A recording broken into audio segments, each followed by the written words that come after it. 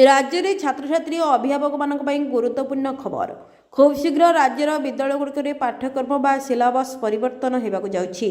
गणशिक्षा मंत्री नित्यानंद खंड शुक्रवार विधानसभा यह सूचना देइछन्ति। एक प्रश्नर उत्तर में मंत्री कहिछन्ति स्कूल और गणशिक्षा विभाग अधीन समस्त विद्यालय प्रथम श्रेणी द्वादश श्रेणी पर्यंत वर्तमान पाठ्यक्रम संपूर्ण परिवर्तन हेब। पाठ्यपुस्तक परिवर्तन पर प्रस्तुति प्रक्रिया पर्यायक्रमे जारी होइछि।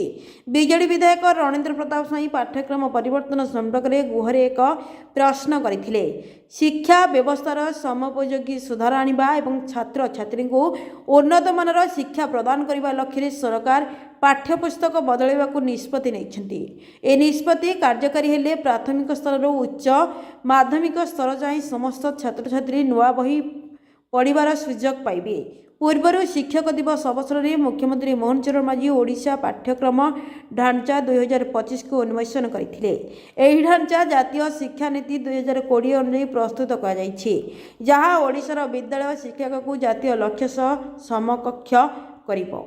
ब्यूरो रिपोर्ट, विकल्प समाचार।